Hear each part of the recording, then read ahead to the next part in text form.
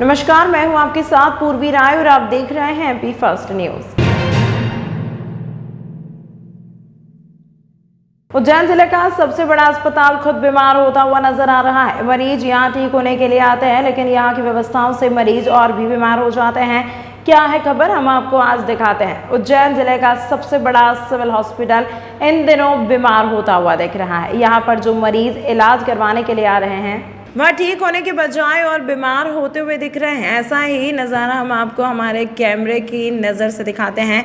यहाँ जब हमारी टीम ने जाकर देखा तो मरीज बिस्तर ज़मीन पर लगाकर सोते हुए नजर आए। तो मरीज के लिए बिस्तर लगाए गए थे और उन पर ना चादर था और ना ही कंबल तकिया। तो बहुत दूर की बात है, जो करते थे वह भी फटे हुए, जिन पर जानवर भी सोना पसंद ना करें। लेकिन क्या करें साहब, यह सिविल अस्पताल है, यहाँ की हालत ऐसी ही। यह नहीं, यहाँ पर तो ना तो पीने का पानी है और ना ही वार्ड में लाइट है और पंखे की व्यवस्था। दवाइयाँ की अगर बात करें तो लगभग बाहर के मेडिकल से ही दवाई लाने के लिए मरीज के परिजन को मजबूर हो जाते हैं। आधे समय डॉक्टर्स द्वारा लिखी गई दवाई सिविल अस्पताल में नहीं मिलती। यही हालत उज्जैन के चरक अस्पताल के भी हैं। इस बारे में जब हमने RMO से चर्चा की तो उन्होंने कहा कि आपके माध्यम से हमें इस बात की जानकारी लगी है किस तरह की अव्यवस्था मरीजों को हो रही है। हम ठीक करेंगे और जिम्मेदार पर कार्रवाई की जाएगी। वहीं विपक्ष के नेता रवि राय ने भी तीखे शब्दों में मुख्यमंत्री को इस और ध्यान देकर कार्रवाई करने की बात कही। उन्होंने कहा कि मुख्यमंत्री सिर्फ घोषणा करने में लगे हुए हैं, जमीनी हकीकत पर जनता परेशान हो रही है। अब देखना ये होगा कि जिला अस्पताल व्यवस्था ठीक हो पाती है या मरीज ऐसे ही परेशान होते हुए नजर आएंगे। जिला चिकित्सालय की हालत बहुत खराब है और अब तो चरक हॉस्पिटल जो अभी कुछ समय पहले बना था उसकी स्थिति अभी खराब है। जिला चिकित्सालय में ना तो दवाई है, ना डॉक्टर है, ना नर्सिंग स्टाफ है और तो टूटे हुए पलंग, बंद पड़े AC, टूटे हुए पंखे और सारे बाथरूम। वहाँ पर जो व्यक्ति जाए तो हो सकता है और दूसरी बीमारियाँ भी घेर ले उसको। मान लो अगर एक बीमारी का इलाज कराने जाता है तो दूसरी बीमारी भी उसको वहाँ पे हो सकती है। मेरा ये कहना है मध्य प्रदेश के मुखिया शिवराज सिंह चौहान से कि वे केवल घोषणा करना बंद करें, उद्घाटन और फीता काटना बंद करें। हर जगह जगह वो जो नारियल फोड़ते हैं उद्घाटन का, वो बंद करें और वास्तविक रूप में जो कांग्रेस सरकारों को टाइम के हॉस्पिटल है, बड़े बड़े एम्स है, उन सब की व्यवस्था करें। अगर वो उसकी व्यवस्था अगर उचित कर देंगे तो निश्चित रूप से मध्य प्रदेश के नागरिकों को, शहर के नागरिकों को अच्छी स्वास्थ्य सुविधा मिल सकेगी। पर ये कोई काम करना नहीं, केवल घोषणा करना है, नारियल फोड़ना है, फीते काटना है और देश के लोगों को बताना है कि शिवराज सिंह चौहान आम लोगों के लिए बहुत सारा काम कर रहा है। पर सबसे बड़ी बात यह है कि स्वास्थ्य सुविधा सबसे अच्छी होना चाहिए, जो इस उज्जैन शहर में कहीं नहीं है। ये भगवान महाकालेश्वर की नगरी है। यहाँ जितने लोग रहते हैं, कभी कभी उतने लोग ही, बाहर के लोग भी यहाँ पे आ जाया करते हैं। तो स्वास्थ्य संबंधी व्यवस्था है, चुस्त और दुरुस्त होना चाहिए और ऐसी व्यवस्था होना चाहिए कि अगर बाहर के श्रद्धालु भी अगर कोई बीमार है, अगर 5 लाख लोग शहर में आ गए तो ये बात तय है। मौसमी बीमारी, हवा पानी, जलवायु परिवर्तन में अनेक लोग बीमार होते हैं। पर जिला चिकित्सालय में ये सुविधा नहीं है, डॉक्टर्स नहीं है। सरकारों को ध्यान देना चाहिए। मैं जो नए नए हॉस्पिटल खोले जा रहे हैं उनका स्वागत तो करता हूँ, पर यह भी कहता हूँ कि पुराने हॉस्पिटल को ठीक करें। देखिए, हमारे पास जितनी बेड की कैपेसिटी है उससे ज़्यादा वैसे हम भर्ती मरीज करते नहीं हैं। मैंने जो वीडियो देखा है उसमें गद्दा है बेड पे, वो मरीज़ ने गद्दा नीचे रख के वो खुद ही नीचे सो गया है। स्टाफ को थोड़ा ध्यान देना चाहिए कि मरीज गद्दा नीचे लगा के ना सोए, बेड पे ही लेटे। और दूसरा, आपका जो गद्दे की वाली बात है उस पर मैं दिखवाता हूँ अभी कौन से बेड पे ऐसी दिक्कत आई है गद्दे वाली, उसको चेंज भी करवाते हैं और कार्रवाई भी करते हैं उस पर। जवाबदार doctor Neetraj Gaur, RMO DH Ujjain. आज 1 अक्टूबर को देश में स्वच्छता दिवस मनाया गया। प्रधानमंत्री नरेंद्र मोदी ने 1 अक्टूबर को सुबह 10 बजे राष्ट्रव्यापी स्वच्छता अभियान में शामिल होने का आह्वान किया था। PM मोदी ने कहा कि स्वच्छ भारत एक साझा जिम्मेदारी है। हमें एक महत्वपूर्ण स्वच्छता पहल के लिए एक साथ होकर स्वच्छ भारत एक साझा जिम्मेदारी निभाना है। उज्जैन में भी राष्ट्रीय स्वच्छता की सेवा अभियान के अंतर्गत राष्ट्रीय मेडिकल कमीशन के निर्देशानुसार आज रविवार को आधी गाड़ी मेडिकल कॉलेज परिसर में मेडिकल छात्र छात्राओं ने कैंपस का सफाई कार्य बहुत लगन जोश के साथ सुबह 9:30 बजे से 12 बजे तक संपन्न किया। Medical director doctor VK Mahadik व डीन डॉक्टर एच.एम. मंगल के मार्गदर्शन में कॉलेज के स्टूडेंट्स ने पहले तो पूरे कैंपस में रैली के माध्यम से सफाई की महत्ता पर बैनर, पोस्टर, स्लोगनों के साथ कार्यक्रम का शुभारंभ किया। इस कार्य में स्टूडेंट के नेचर नर्चरर ग्रुप के सदस्यों ने सक्रिय भाग लिया व लीड किया। स्टूडेंट के द्वारा परिसर में पार्थोनियम, वीड आदि झाड़ियां को भी निकाला। इस कार्य में आईडी कार्ड स्टाफ, अस्पताल में भर्ती मरीजों के अटेंडेंट्स ने भी अपना महत्वपूर्ण योगदान दिया। इस आयोजन के माध्यम से मेडिकल कॉलेज व अस्पताल परिसर की साफ सफाई हेतु सभी स्टाफ, आगंतुक मरीज व अटेंडेंट से भी आगे की सहयोग देने के लिए पोस्टर के माध्यम से भी अपील की गई है, जिससे मरीजों को बेहतर स्वास्थ्य वातावरण में उत्तम व्यवस्था मिल सकेगी। आज हम मेडिकल कॉलेज के छात्र छात्राएं यहाँ पे एकत्रित हुए हैं। हमारा ये संकल्प है जो अभी जैसे कि सब लोग भारत में सब लोग मना रहे हैं स्वच्छता ही सेवा अभियान, उसके तहत हम लोग अपने जो आरडी का कैंपस है उसको सफाई कर रहे हैं।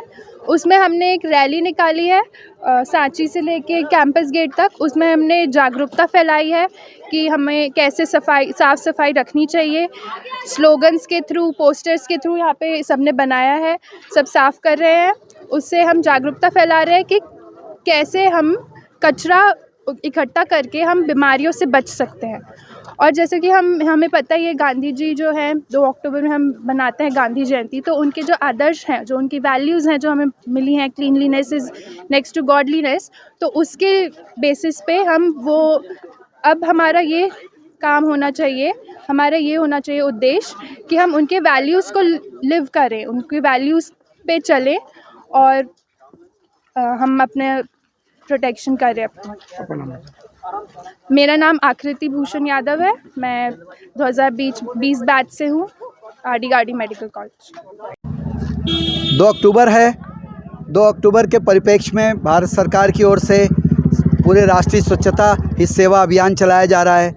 हम लोगों को भी मेडिकल कमीशन के द्वारा ये कहा गया कि भैया आप लोग भी अपने मेडिकल कॉलेज के कैंपस में जो है कुछ अभियान चलाओ, कुछ ऐसी प्रेरणा दो, कुछ स्लोगन करो, लोगों को अवेयर करो, इस तरह का कार्यक्रम बनाओ। तो हम लोग ने अपने छात्र मेडिकल स्टूडेंट्स की सहायता से ये कार्यक्रम बनाया है। आपने देखा कि हम लोगों ने अभी पहले रैली करी है, रैली करते हुए उसमें चेतना जगाने का काम किया है और उसके बाद हमारे बच्चों ने ही एक उदाहरण देते हुए कि जो कि बेसिकली हमारे मेडिकल स्टूडेंट का काम नहीं है, मगर इन्होंने गेट से लेकर कैंपस के कोने कोने तक साफ़ सफाई, जो भी पॉलीथीन, रैपर और पाउच इत्यादि जो पड़े हुए हैं उनको उठा के एक इकट्ठा करके उनको डिस्पोज करने का प्रयास कर रहे हैं, जिससे कि कैंपस में साफ़ सफाई दिखाई दे और साफ़ सफाई के अलावा दूसरों को प्रेरणा मिले कि हमको अपनी सफाई रखनी है।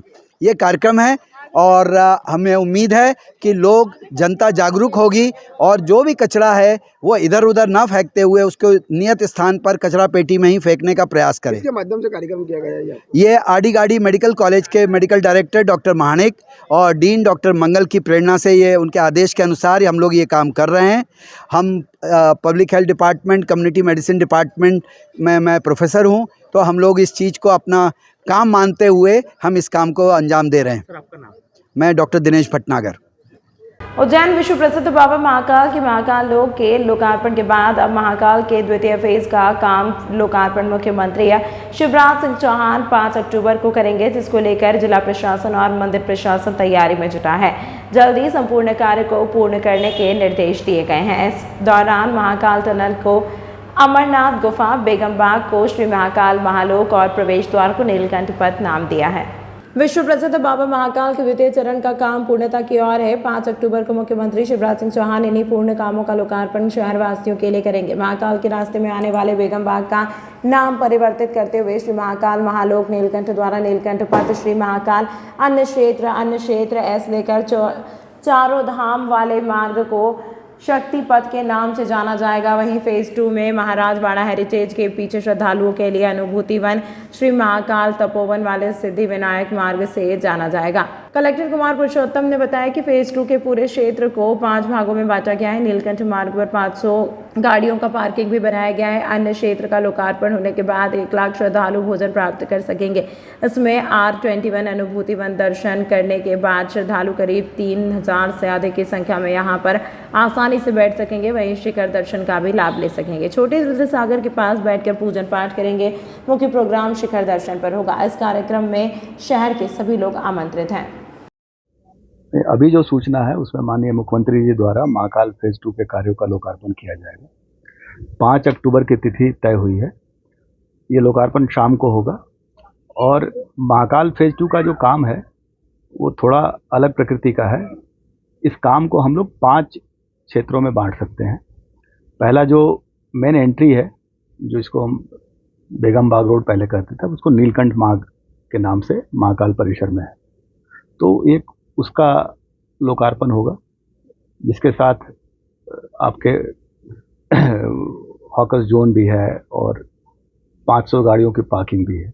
ये पहला एक पार्ट हो गया। इसके बाद दूसरे पार्ट में अन्य क्षेत्र का उद्घाटन है। जैसा कि आपको मालूम है कि हमारे पूरे देश का सबसे आधुनिकतम अन्य क्षेत्र है, जहाँ पे अभी वर्तमान में 50 से 60 हज़ार मील पर डे हम भोजन करा सकते हैं, जिसको आगे जाके 1 लाख तक ले जाना है। ये दूसरा पार्ट है।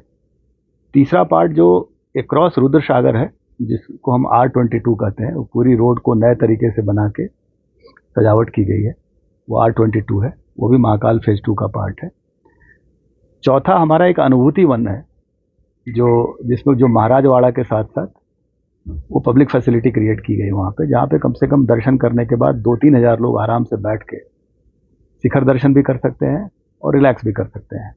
उसके बाद छोटे रुद्र सागर के पास एक तपोवन है, जहाँ पे कुछ कॉटेजेस बने हैं, लोग ध्यानमग्न हो सकते हैं, पूजा आराधना कर सकते हैं। उसके बाद जो 5वां है वो मंदिर परिसर का शिखर दर्शन है, और ये मंदिर परिसर के बीच का काम है, जिसमें टनल का भी काम है, कोटि तीर्थ का भी काम है, और जो लोगों की जो पब्लिक गैदरिंग होगी वो शिखर दर्शन पे ही होगी, और वहीं पे कार्यक्रम का एक विधिवत लोकार्पण होगा। बाकी जगह पे भी माननीय मुख्यमंत्री जाएंगे और अलग अलग लोकार्पण करेंगे। मुख्य प्रोग्राम शिखर दर्शन पे होगा, और हमने एक फायरवर्क्स जो आतिशबाजी का कार्यक्रम भी रखा है, जैसा कि हम लोगों ने महाशिवरात्रि पे शिव ज्योति अर्पण कार्यक्रम में किया था। तो ये 2 से 2.5 घंटे का प्रोग्राम है, और ये पूरी तरीके से शहर के लोगों का प्रोग्राम है। अलग से भी हम लोग अपील जारी कर रहे हैं कि उज्जैन, जो अवंतिका नगरी के नाम से जानी जाती थी, उसके सभी नगरवासी आमंत्रित हैं। महाकाल फेज 2 अपने भव्य रूप में सामने आ रहा है। उज्जैन का गौरव और गरिमा में और वृद्धि होगी, और निश्चित तौर पे आज की तारीख में भी पूरे विश्व में उज्जैन की पहचान है। इस पहचान को और वृद्धि मिलेगी, नागरिक सुविधाओं में वृद्धि होगी, श्रद्धालुओं की सुविधाओं में वृद्धि होगी। सर, ये सारा कार्यक्रम है जो कहाँ पर आयोजित किया जाएगा? जैसे कि मैंने बताया कि चूंकि ये अलग अलग जगह कार्यक्रम है, अब महाकाल मंदिर परिसर बहुत विस्तारित हो गया है, तो ये सारे कार्यक्रम अलग अलग जगहों के, जो अंतिम कार्यक्रम होगा वो शिखर दर्शन की जो छत है उस पर आयोजित होगा। सर, वर्षों को बुलाया गया है, तो अधिक मात्रा में भीड़ देखिए, बन जाएगी। जितनी जितनी भीड़ आए, बेसिकली क्या है, तो बाबा का दरबार है, तो उसके लिए बैठक व्यवस्था होगी, और पूरा महाकाल लोक उसके लिए, जो महाकाल लोक के श्रद्धालु वो भी वहाँ आ सकते हैं। तो वहाँ कार्यक्रम आधे घंटे का संक्षिप्त है, लोगों की बैठक व्यवस्था प्रॉपर रहेगी। सर, क्या आम सभा को संबोधित भी वहीं करेंगे? देखिए, मंदिर परिसर में ऐसी कोई आम सभा नहीं होगी। हम तो, मुख्यमंत्री जी भी एक श्रद्धालु की भूमिका में आते हैं महाकाल लोक में, तो हम सभी श्रद्धालु हैं, तो वहाँ निश्चित तौर पे प्रदेश के मुखिया होने के नाते लोगों से चर्चा करेंगे। क्या जैसे आपने बताया महाकाल मंदिर में पूरा कार्यक्रम, तो कोई भजन सम्राट आदि को ये पूरा मार्ग है 2 से 2.5 किलोमीटर का है। हम लोगों ने एक संपूर्ण मार्ग पे सांस्कृतिक कार्यक्रम की प्रस्तुति रखी है, और इस बार का थीम है कि हम लोकल जो कलाकार हैं उनको प्राथमिकता दें। तो आपको अपने क्षेत्र के लोग वहाँ पे मिलेंगे जो सांस्कृतिक प्रस्तुति देंगे। अमित शाह जी के आने के लिए अभी कोई आधिकारिक सूचना नहीं है हमारे। उज्जैन पुरानी पेंशन की मांग को लेकर 1 अक्टूबर को दिल्ली के रामलीला मैदान में महारैली में देश के लाखों कर्मचारी सम्मिलित होंगे। शेख मोहम्मद हनीफ ने जानकारी देते हुए बताया, उज्जैन से बड़ी संख्या में प्लेटफॉर्म नंबर 1 से कर्मचारी दिल्ली के लिए रवाना हुए।